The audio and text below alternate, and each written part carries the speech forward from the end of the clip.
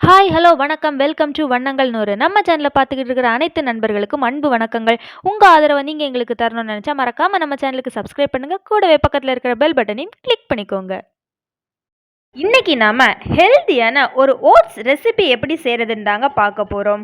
பொதுவாக இந்த ஓட்ஸ் ரெசிபியை செஞ்சுக்கிட்டு அதை ஃப்ரிட்ஜில் ஊற வச்சு அடுத்த நாள் மார்னிங் எடுத்து குடிப்பாங்க. நான் இந்த மாதிரி செஞ்சு கொடுக்கும்போது அது குழந்தைங்களுக்கு ரொம்ப சேஃபாக இருக்காதுங்க.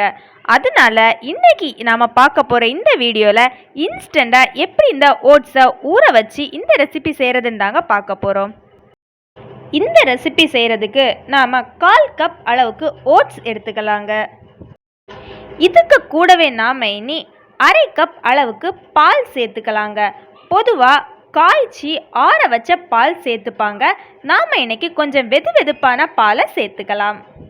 இனி நாம் 2 வாழைப்பழத்தை நல்லா மசிச்சு எடுத்துக்கலாங்க. பொதுவாக வாழைப்பழத்தை கட் பண்ணி தாங்க சேர்த்துப்பாங்க.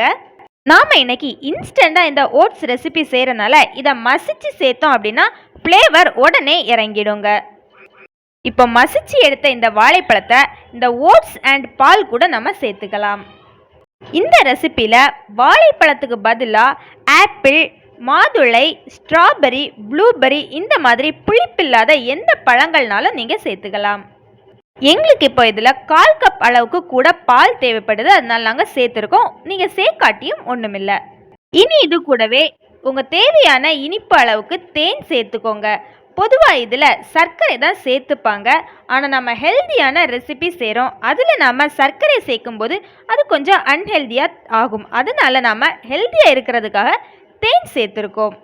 இப்போ இது எல்லாத்தையுமே சேர்த்து நல்லா மிக்ஸ் பண்ணி எடுத்துக்கலாம். உங்ககிட்ட நாட்டு சர்க்கரை, பனை வெல்லம் இந்த மாதிரி ஏதாவது இருந்தால் கூட அதை கூட நீங்கள் சேர்த்துக்கலாம். அது கூட ரொம்பவே ஹெல்த்தியானது தான்.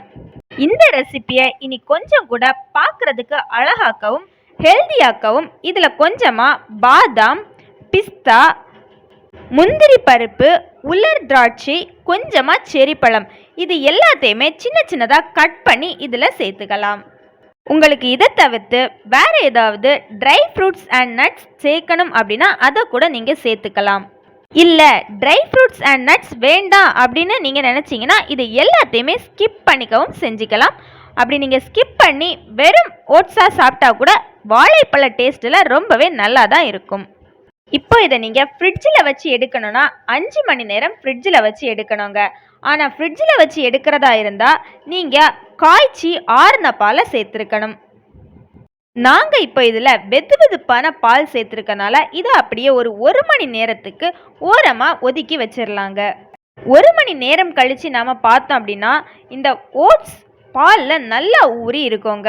இந்த ட்ரை ஃப்ரூட்ஸ் கூட நல்லாவே பாலில் ஊறி நமக்கு ஒரு நல்ல ஃப்ளேவரை கொடுக்கும். இது சாப்பிட்றதுக்கு ரொம்ப டேஸ்டாகவும் இருக்கும் அண்ட் ரொம்பவே ஹெல்தியானதும் கூட. நாம் ஃப்ரிட்ஜில் வைக்காதனால இதை குழந்தைங்களுக்கும் கூட கொடுக்கலாம். ரெசிபி எப்படி செய்கிறதுன்னு பார்த்தாச்சு. இனி இதோட ஹெல்த் பெனிஃபிட்ஸ் என்னன்னு பார்த்துடலாம். இந்த ஓட்ஸோட தமிழ் பெயர் என்னன்னு பார்த்தீங்கன்னா காடை கன்னி. இந்த ஓட்ஸ் நமக்கு எதிலிருந்து கிடைக்குதுன்னு பார்த்தீங்கன்னா அவினா சட்டைவா அப்படிங்கிற தாவரத்துலேருந்து தாங்க கிடைக்குது. இந்த ஓட்ஸை நாம் அந்த தாவரத்துலேருந்து பறிக்கும்போது பார்க்குறதுக்கு கோதுமை மாதிரி இருக்குங்க. ஆனால் நாம் கடையிலேருந்து வாங்கக்கூடிய ஓட்ஸ் எல்லாமே இதை பதப்படுத்தி வரக்கூடிய ஓட்ஸ் தாங்க. இது பார்க்குறதுக்கு கோதுமை மாதிரி இருந்தாலும் இதோட பண்புகளும் கோதுமையோட பண்புகளும் ரொம்பவே வேறுபட்டதாக தாங்க இருக்குது. இந்த ஓட்ஸை பொறுத்த வரைக்கும் இது ஒரு துரித உணவு தாங்க. அதாவது சீக்கிரமே ரெடி பண்ணி எடுக்கக்கூடிய ஒரு ஃபாஸ்ட் ஃபுட் ஐட்டம் தாங்க. பொதுவாகவே ஃபாஸ்ட் ஃபுட் அப்படின்னாலே நம்ம உடம்புக்கு ரொம்பவே கெடுதல் விளைவிக்கக்கூடியதாக தான் இருக்கும்.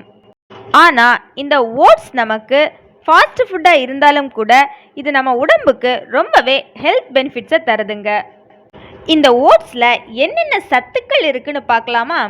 ஓட்ஸில் நார்ச்சத்து, புரதச்சத்து, இரும்பு சத்து, omega 3, folate, magnesium, selenium, potassium மற்றும் உடல் நலத்துக்கு தேவையான ஆன்டி ஆக்சிடென்ட்டுகள் அதிக அளவில் இருக்குதுங்க.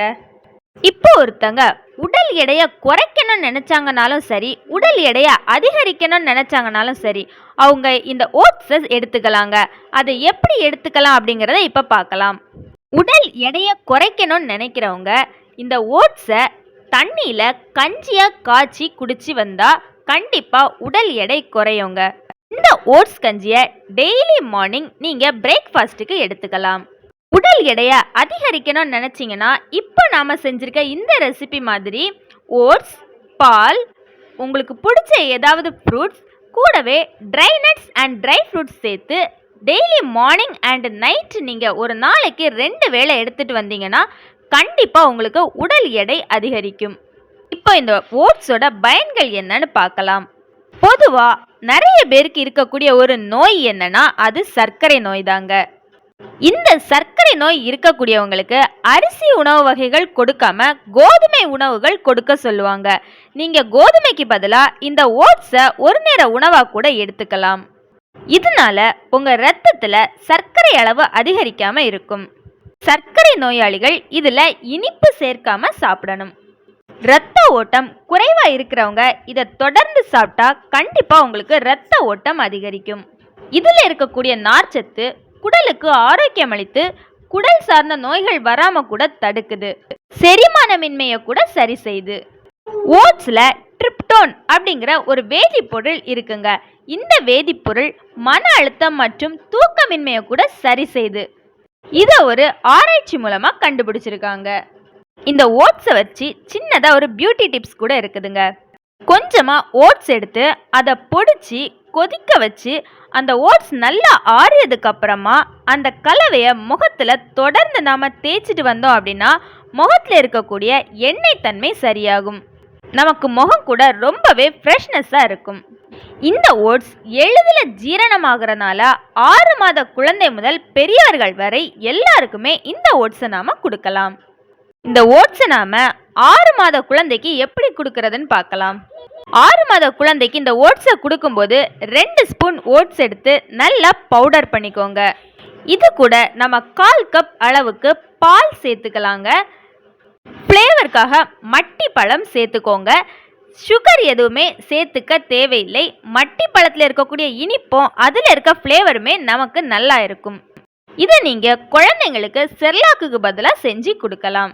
கடையிலிருந்து வாங்கக்கூடிய செர்லாக்கை விட ரொம்பவே டேஸ்டியாகவும் ஹெல்த்தியாகவும் இருக்கும்.